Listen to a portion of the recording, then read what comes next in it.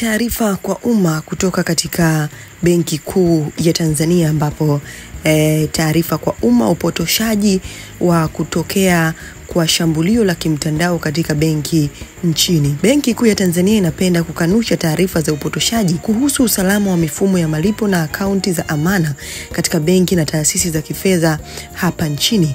Taarifa hizo potofu zinahamasisha wateja wenye amana kwenye benki za biashara kuondoa fedha zao kwa maelezo kuwa mifumo ya benki itashambuliwa na wahalifu wa kimtandao, hivyo kusababisha upotevu wa fedha za wateja na kutopatikana kwa huduma za kibenki.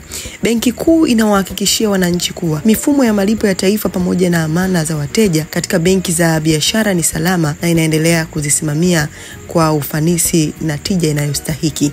Vile wananchi wanashauriwa kuendelea kutunza amana zao katika benki, kwani kuna manufaa mengi yakiwemo pesa kuongezeka kutokana na malipo ya riba au faida ya mwaka, fedha kutunzwa kwa usalama na uwepo wa bima ya amana endapo benki itafilisika. Aidha, amana za wateja zinawezesha benki kutoa mikopo kwa wananchi wanaohitaji mitaji, hivyo kuchangia kukuza uchumi wa mtu mmoja na uchumi wa taifa kwa ujumla. Benki Kuu inawaonya wote wanaosambaza taarifa hizo mitandaoni kuacha mara moja, kwani tabia hiyo haina tija katika maendeleo ya sekta ya fedha, uchumi wa mtu mmoja au uchumi wa taifa kwa ujumla.